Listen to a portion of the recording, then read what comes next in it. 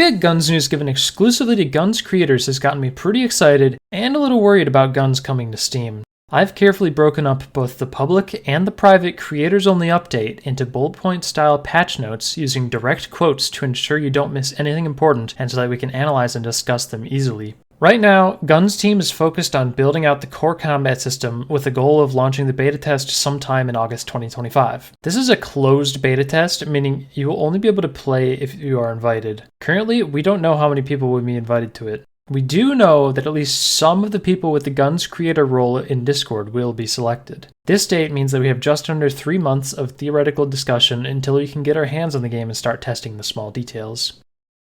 In the creator channel, Mod Fortune said, as we approach the closed beta and during the closed beta, there will be an opportunity to give a lot of feedback. This is the period which will determine how GunZ starts out on full release. The feedback during this time is incredibly important. I believe this feedback period has begun now. I think at least someone is reading all channels in Discord, but it does seem like they're paying extra attention to the creators only channel and their videos as opposed to the general channel. GunZ creators make content, but that alone doesn't mean their opinion is more valuable than yours if you don't make content. Because of this, I'd guess a good place to leave your thoughts and feedback is in comments on the videos creators make. Additionally, if you want to be 100% sure your thoughts are heard by me, or if you just want to discuss or bounce ideas off each other, you can also PM me personally on Discord under the username Wahay, W-A-H-A-Y.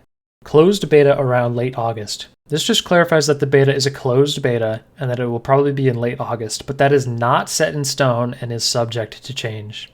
We may begin with a limited number of maps or modes, so just note that the closed beta test build won't reflect the full scope of the game. I think they want people to get their hands on the game early in development so that they have time to receive feedback and make changes. PvE map-based content likely won't be in closed beta tests. It's something we're actively exploring long term.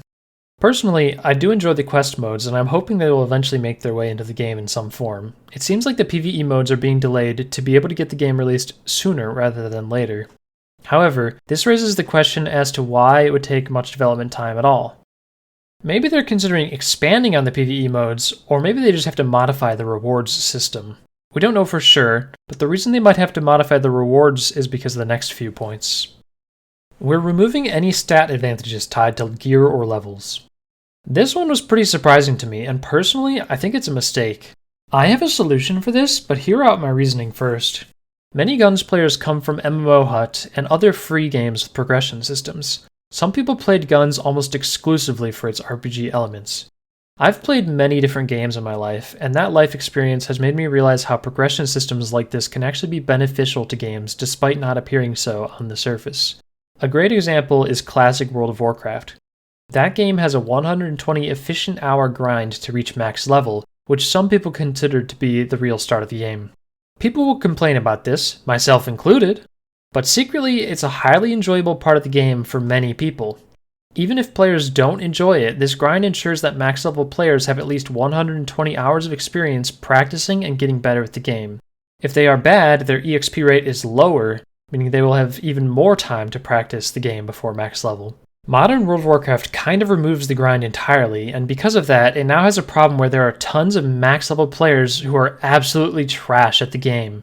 In order to stop those players from quitting because the endgame content is too hard and the opponents in PvP are too skilled, they've had to dumb the game down, both by making the game easier to play and by making easy versions of the endgame content. If they didn't do these things, people would simply quit because the game is too hard for players with less than 10 hours of playtime. Compare that with classic World of Warcraft, where there is an engaging and rewarding incentive structure to keep you interested while you are learning and improving the game, rather than immediately smacking you in the face with every ability in the game, 7,000 hour PvP opponents, and the hardest current endgame PvE content. Applying this concept to GunZ, the progression can keep players engaged while they learn K-Style, which typically takes people 2 months to get the basics down well. If there are stat advantages as you level up, then people can subconsciously blame their losses on stat differences, thinking that they just have to level up to win. Then, when they do finally reach a level with equal gear, they've gotten much better at the game and can actually have a chance fighting against other players, whereas they wouldn't have a chance if they immediately had the gear because they still need to improve at the game. Additionally, having gear disadvantages can sometimes be a positive, with players being able to enjoy using their skill or even luck to take down higher geared players.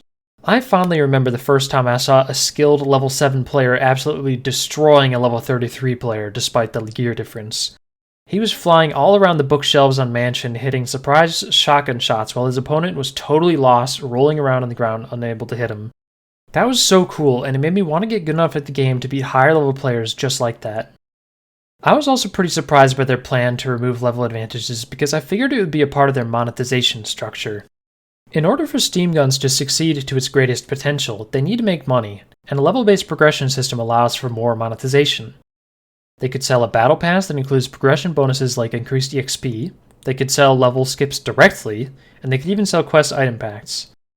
Now, I know a lot of you are probably not happy with my response to this, but I have a solution that I think might be more agreeable. Keep the level and progression system from old guns, but add an optional default gear set with a katana and 2 shotguns to the ranked mode that has identical stats to a max geared player. This lets competitive or impatient players jump directly into ranked competitive gameplay without being at a gear disadvantage. It also encourages the use of shotguns and makes it clear that this is the meta loadout. This system also adds incentive for players to level up if they want to bring off-meta loadouts to ranked, and can make them feel special after they go through the process required to bring those items into ranked. I think this system will keep the feeling of old guns while modernizing it to not gatekeep players from playing it competitively immediately if they wish. ELO system will be used for matchmaking. If you were confused about me talking about ranked mode, this is what I was talking about. They haven't confirmed any details on this, so we don't know if it would be a solo queue thing or if it's just an adjustment to how clan wars do their matchmaking. Either way, I'm very excited that they're adding some kind of ranked mode to the game. In my ideal world, we have both solo queue ranked and clan wars ranked. I don't know if they're going to have both, as it's possible that solo queue and group queue are just combined and don't require you to be in the same clan as your group. Perhaps we'll hear more details on this in the future, or hopefully we'll see it in the beta. What are your guys' thoughts on how they should handle solo queue, group queue, and/or clan wars? Existing gear will be shifted towards cosmetic customization.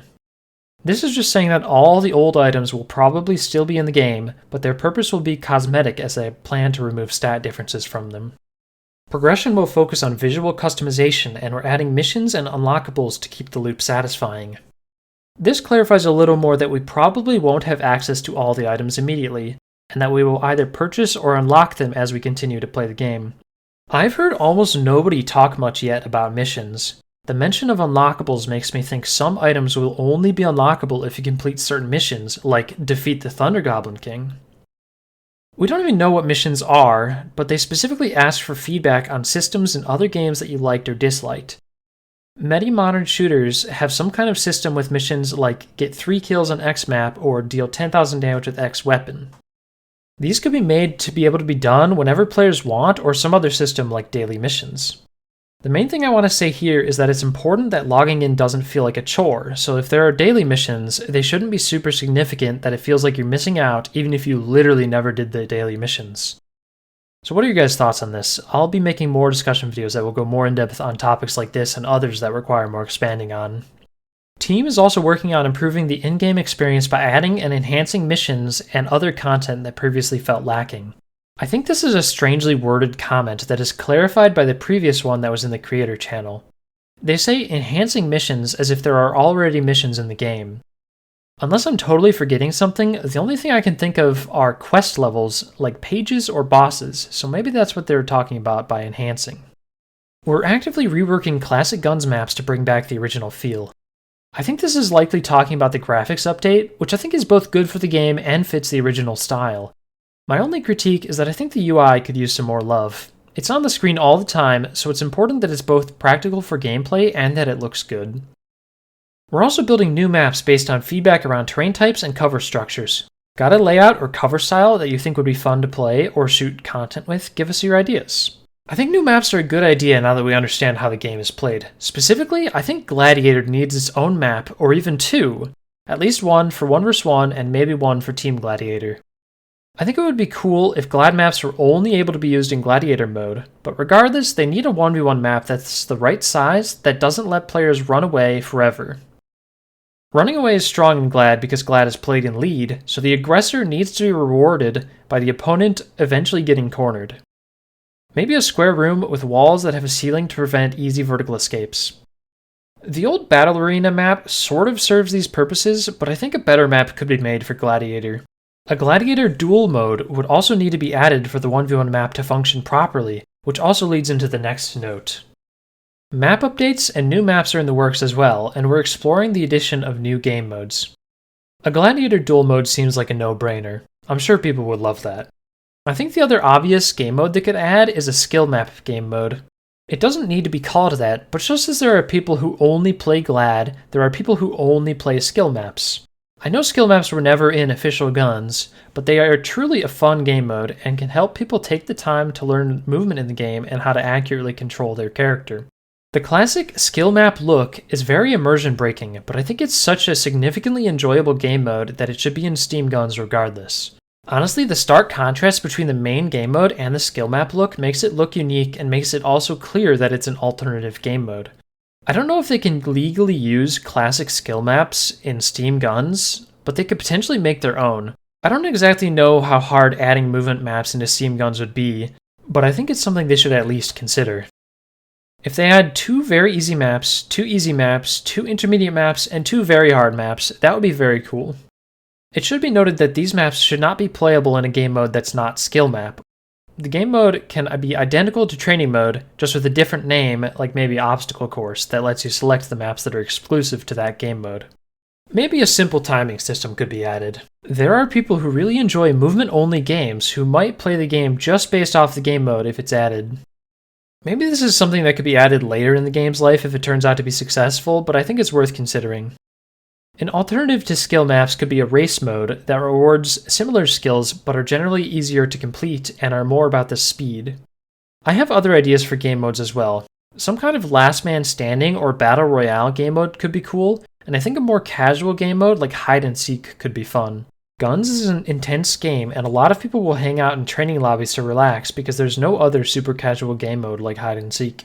Our team is working towards supporting resolutions up to a 21:9 aspect ratio. We're also reviewing options for FOV adjustment. I'm expecting that this will generally be a good thing, so I'm not worried about it even though it will have an impact on gameplay. Possibly removing camera angle restrictions. I've been thinking about this a lot recently, and I think I have a good solution to propose.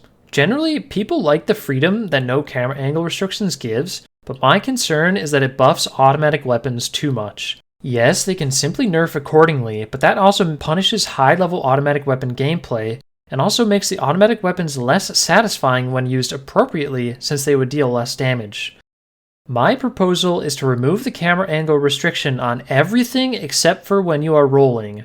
This is still a buff to automatic weapons, but it's much less significant than not being penalized at all for bad rolls. It also encourages the use of built-in movement mechanics like wall runs and will allow players to achieve the Matrix dream of shooting someone down while running on a wall. It also encourages automatic weapon users to learn the complex med-style kick patterns to achieve maximum success. I think if you manage to corner an automatic weapon user in close range, you should be rewarded for that.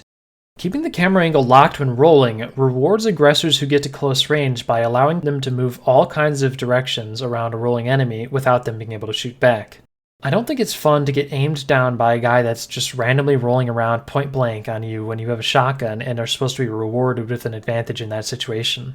In close range, automatic weapon users could still use complex wall kick or wall run patterns to move, but they are very limited in variation and are generally a fixed, linear path that is very easy to aim at. While I believe it's important that shotguns are the best weapons in GunZ, GunZ automatic weapons are still my favorite automatic weapons to use in any shooting game ever, so I hope they're not totally gutted to useless status like they would need to be if the camera was unlocked during rolls.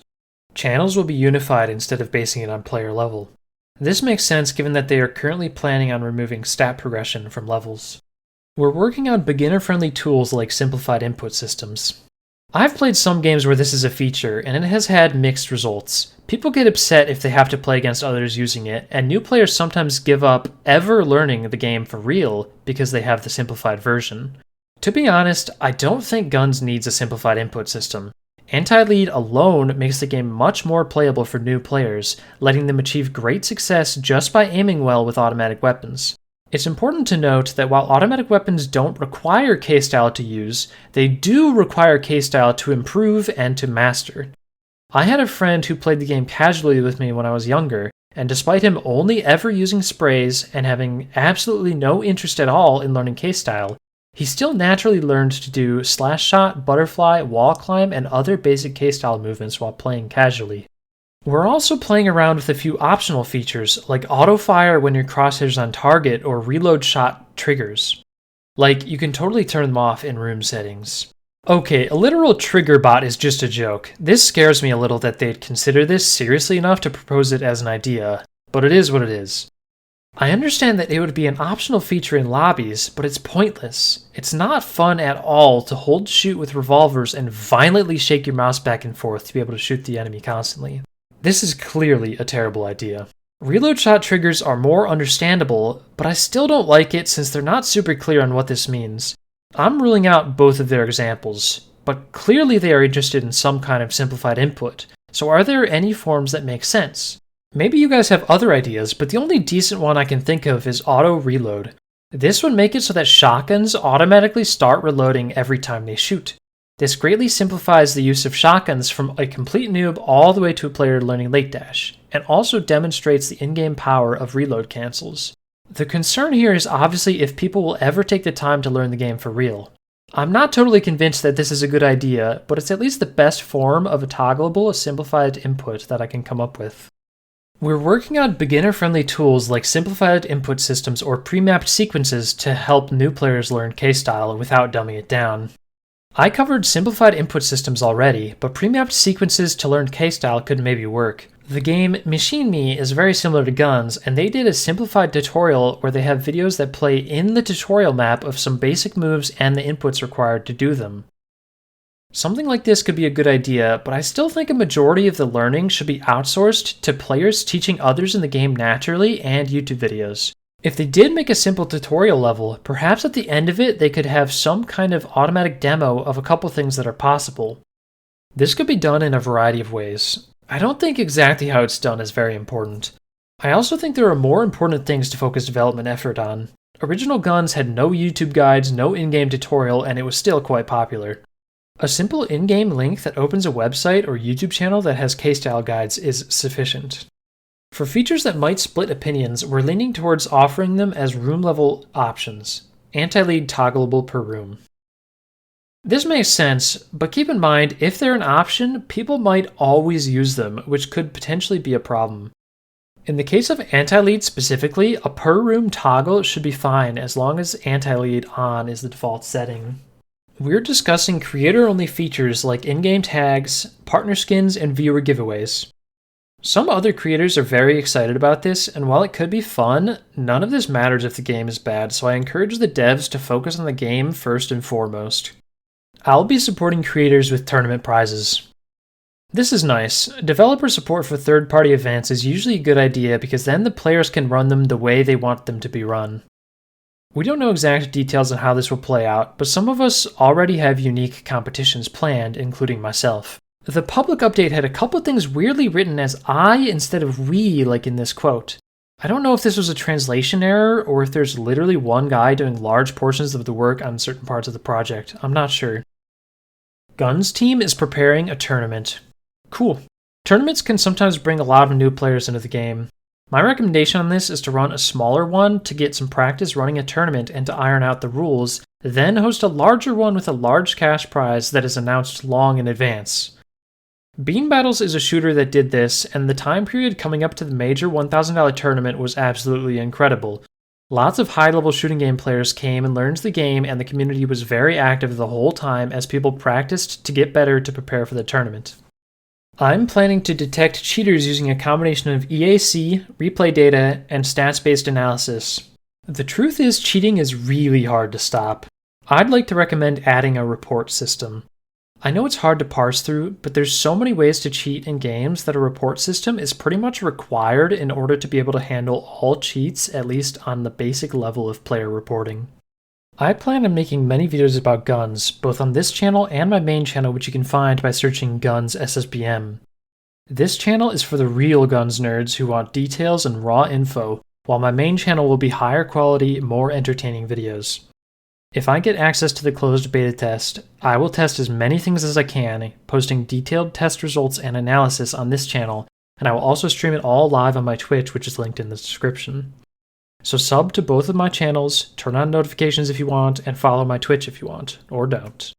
Reminder to leave your thoughts in a comment here, or even just PM me your thoughts on Discord. And please, if you made it this far and have not wishlisted GunZ on Steam, go do that. Steam has an algorithm and wishlists are a large factor in it.